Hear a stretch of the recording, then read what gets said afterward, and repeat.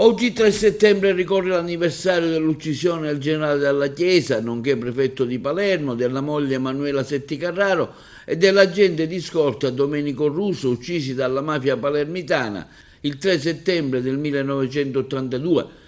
Hanno partecipato stamani alla cerimonia di commemorazione, tra gli altri, l'assessore ai beni culturali Paolo Scarpinato in rappresentanza del presidente della regione Renato Schifani, il ministro dell'interno Matteo Piantedosi, l'ex presidente del Senato, il palermitano Piero Grasso, e Claudio Domizzi in rappresentanza dell'Arma dei Carabinieri, nella sua qualità di comandante interregionale dell'Arma. Il metodo della Chiesa è stato qualche cosa, innanzitutto l'assoluta ostinazione, dedizione a quella che era l'affermazione di un mondo più libero, un mondo più giusto. Questo io credo che sia il primo messaggio, il primo elemento del metodo della Chiesa. Se, come si è sempre detto, il contrasto alla mafia è fatto anche di elementi di imposizione di una nuova cultura, e quindi è un qualche cosa che ha lasciato dei messaggi importanti per tutti noi, quindi non solo chi doverosamente e in maniera molto proficua, soprattutto in questa città molto giusta, insomma, afferma i valori della legalità nell'opera quotidiana. La mafia, come dicevo, è cambiata, uccide di meno, ma non per questo è meno pervasiva e meno pericolosa per quelli che sono i nostri valori democratici, perché è una mafia che fa affari, che inquina i circuiti legali dell'economia, delle istituzioni.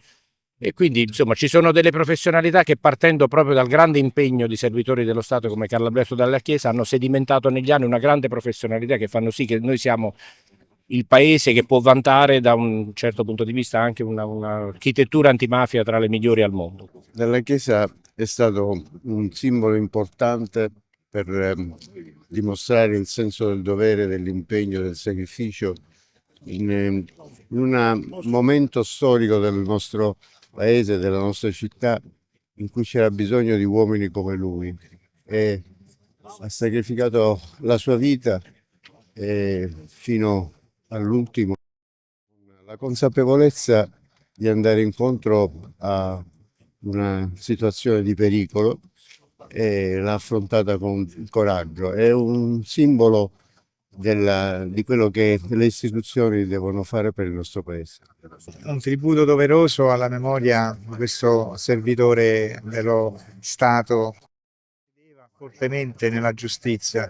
È l'emblema dello spirito di servizio vero, autentico, quello che ti porta a non risparmiare nessuna energia per concorrere alla costruzione, alla realizzazione del bene comune. Ecco, si è speso fino in fondo con il terrorismo, con la lotta poi alla mafia e alle altre forme di criminalità organizzata, proprio per rendere un servizio alla comunità, per rendere questo paese più libero, dove potessero veramente poi attuarsi i dettami della nostra Carta Costituzionale. Resta sicuramente un insegnamento, quello di saper far rete, far squadra tra istituzioni, le forze sane e le forze sane del paese, la società. Non casualmente incontrava studenti, lavoratori, perché voleva in quella maniera gettare un seme. E io penso che dopo 43 anni quei semi hanno dato già tantissimi frutti. Sono di fronte a tutti i risultati che le forze dell'ordine, la magistratura, le forze sane del paese hanno